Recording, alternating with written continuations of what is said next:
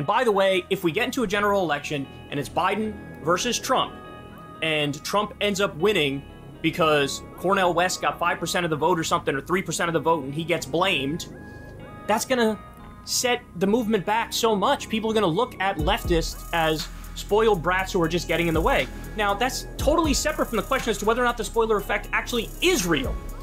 But there's gonna be a perception that it's real, and everybody's gonna blame the left for Donald Trump winning. Back in 2020, he tweeted, "As a left-winger who will not vote for Biden, I want you to know I'm 100% okay with you blaming me if Trump wins a second term. I mean it. Blame me. What? Then get to thinking real hard how you're going to get me to support your candidate the next time. Maybe even ask me, I'll tell you." Really? What is this right here? Everyone can have their own opinion, okay? It's not against the law. Of course, you know, if you have an opinion that differs from others, you're going to find yourself in some very interesting conversations, okay? I get that. But when you find yourself in a position, you know, especially when you have a bigger platform, you have to be careful in the way that you present your argument, especially if you've grown from a different position or a different perspective. You have to be careful if you're doing it in good faith. Okay, you thought one way some odd years ago, and all of a sudden you find yourself in a new argument, a new perspective. I get that. But if it's not being honest and you're doing it for any other reason besides of an honest position, you're going to get exposed. You're going to find yourself on the wrong end of the stick. Okay, Mr. Kyle, he has some very interesting opinions when it comes to Cornel West running as third party. And I get it. If you have your opinions, your what ifs, your concerns, or your doubts when it comes to third parties in general, in Cornel West as an individual, that's cool. But let's watch this clip and let's have that conversation. I know the importance of having reliable sources and having resources outside of your echo chamber. I bring to you Ground News. Ground News is a unique product in the market. No other news platform offers the diversity of sources and levels of analysis that they provide. Ground News is a website and app that gathers news from 50,000 sources around the world and puts related articles in one place so you can easily compare coverage. Ground News lets you see the story behind the story using data-driven analysis that looks at things like the political bias, reliability, and ownership of news outlets. One tool that I find extremely helpful is avoiding echo chambers. Ground News gives you the tools to view multiple viewpoints, avoiding the dangers of confirmation bias, and a healthy skepticism and critical thinking skills. And one important key that separates Ground News from the rest is its foundation, a small team of independent media outsiders supported by the subscribers and individual investors who are concerned about the future of news. And it's not a large company founded by big tech or institutional investors. So if you guys are ready to upgrade the way that you see news and want to support the channel at the same time, go ahead and click the special link down below. Now let's get back to the video. Leftist commentator Kyle Kulinski is being accused of shaming 2024 Green Party candidate Cornel West for running outside of the party duopoly. Let's watch. Now, on the Cornel West front, look, understand something. I would like to talk to him and ask him, what do you think you're doing here? Like, what do you think you're doing here? Do you actually think you can win? Because you can't, because we don't have ranked choice voting. We still have first past the post voting. So what's your highest goal that you think you could achieve? Is it the 5% for the Green Party? Is that what it is? So that you can get matching funds and make it more viable. But again, I hate to tell you, the Green Party and no third party will be viable unless and until we get ranked choice voting. Because until that point, there's always going to be this perception you're just a spoiler candidate.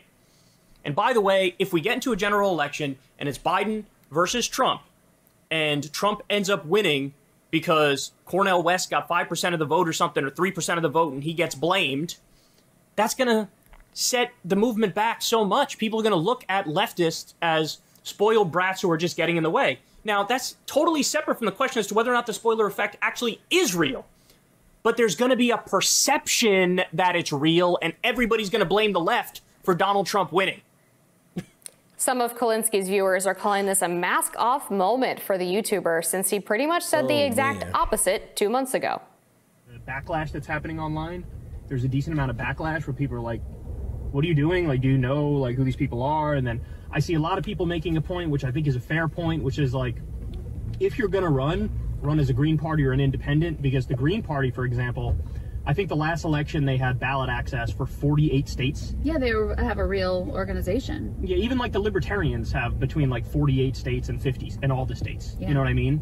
So as far as third parties go, the only ones that are even remotely viable, and I use that term loosely, is the Green Party and the Libertarians. I mean, you also have, DSA out there, which has never fielded a presidential candidate before, but they have, chapters nationwide, and it's a real organization with some sort of, infrastructure that could theoretically be mustered behind you. Back in 2020, he tweeted, "As a left-winger who will not vote for Biden, I want you to know I'm 100% okay with you blaming me if Trump wins a second term. I mean it. Blame me. What? Then get to thinking real hard how you're going to get me to support your candidate the next time. Maybe even ask me, I'll tell you." Really? What is this right here? That's all I'm asking. I want to know what got you from here to what your position is now, because this I can roll with, because Biden doesn't own my vote. I don't owe Biden nothing. You know what I'm saying? The only thing I owe is taxes. And that's taken out of my checks on a regular. You know what I'm saying? I'm caught up on my tax. I ain't never been behind, but you get the point. And he says, it is okay with you blaming me if Trump wins a second term. That I can mess with. I understand that. Blame me, then get to thinking real hard how you're going to get me to support your candidate the next time. That sounds like you're actually grounded in reality, in knowing that these politicians have to earn our vote. They're not going to fearmonger us with Trump to get us to vote. That's really simple to me. Let's go ahead and continue. So Kyle Kulinski may be a little bit hypocritical. I don't know, Jessica. That original tweet that he sent talking about how he wasn't going to vote for Joe Biden and he's fine with being blamed for Biden losing because he refuses to support him, and then criticizing someone for daring to run as a third-party candidate seems pretty inconsistent. I don't know Kyle Kulinski's background. I don't listen to Kyle Kulinski. I don't know anything about him, but I can judge based off of what he has said there, that he has not spent a lot of time as a grassroots organizer. And I think when you're a political commentator and your commentary isn't routed in facts, in data, or the perceptions of the public or a political movement, you tend to get led astray. You tend to contradict yourself. And that's really what we see happening here. If you are someone who believes in what Cornel West's platform is, which I assume, and I'm sure his audience does as well, assume Kyle Kulinski does. But the argument he's making there is about viability of the movement, viability of the campaign that Cornel West is running. And he's complaining that if this doesn't go well for him and he pulls 5% of the vote or what have you, and it spoils the election and Donald Trump becomes president and those votes are taken away from Joe Biden, it is your job as a member of the left and a political commentator that's very popular, explain why that's not the case. Don't just be like, hey, this could cause some criticism down the line. Yeah, okay, what's your argument for why the criticism's invalid? We'll never get to a place where we have a viable third party that actually represents the ideas of the left if the left never runs candidates. There's about 60% of the country that's participating at most.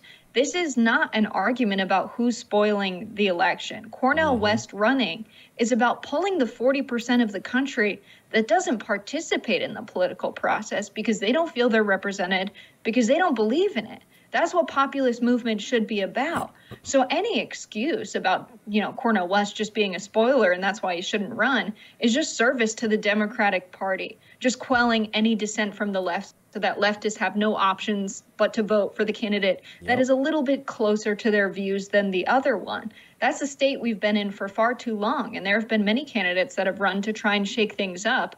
But Kyle Kulinski's argument there doesn't test against his other arguments he's made himself very well, or the typical views of a leftist. So I just wonder where it's coming from as a political commentator. What makes you decide, you know what, I'm going to start making excuses for the Democratic Party, actually? It seems like a big switch up, and I'm curious as to where that comes from. Yeah, he keeps talking about facts. All right, let's go ahead and switch this up here.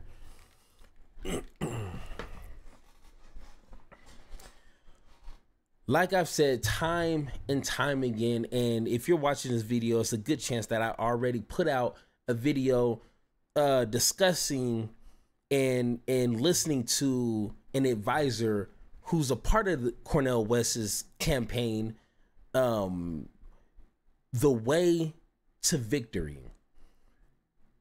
I could understand if they had zero chances of winning, even before ranked choice voting, and even on that subject, it's not going to pass because of the reasons why it's not an option now. The Republicans don't want it. The Democrats don't want it. The party you're saying to vote for doesn't want that.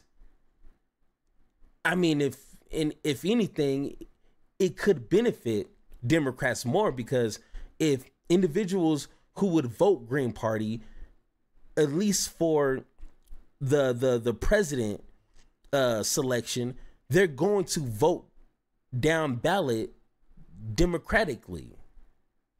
They're going to vote in the favor of the Democrats. If they're voting Green Party for Cornel West, 9 times out of 10, they're going to vote down ballot Democrats. But, the elites, Democrats, they don't want to even have that as an option. So that's never going to be a thing. I don't care how many times you say it. If we really want to try to make change, we have to step outside of the box. We have to do some daring stuff, and we have to be okay with losing, knowing that, what's the quote? We may have lost the fight, but we didn't lose the war. If trying to take power back to the people and have that in the form of a third option, a third party, means that Donald Trump or whoever is the nominee of the Republican Party, means that they win for the sake of, one, showing the Democratic Party that you don't own our votes. We will take our votes and go somewhere else with it, so that maybe have them put their stuff in check, or look at themselves and make some changes. And for the next election, know that whoever decides to run as third party, which might be Cornel West again, or some other notable individual, that they know that at least they have a better chance of winning. But we can never get to those conclusions until we get to the first step. And that's stepping outside of our comfort zone, stepping outside the box and doing something daring. It's called confidence. It's called being being confident in yourself, not being a coward, having a spine. You know what I'm saying? Like, I know it's something that a lot of individuals don't have or haven't experienced, but it's the same thing that got us in a position now in this country. If it wasn't for individuals with the spine and courage, we wouldn't be here now. So it's okay to do that. You know what I'm saying? So once again, I get tired of hearing individuals complain about Republicans suck, Democrats suck, they both suck. Well, what is your plan? Oh, Cornel West can't win. Oh, third party can't. What other options do we have? Because I don't want to hear you every election saying both parties sucks. It's going to get old real quick. It's already old. I don't want to keep having that conversation. We have a start here. We have a crumb. We have a little glimpse of light, a little glimpse of hope, and we need to take advantage of that. And what that looks like, we'll find out next year. We will find out.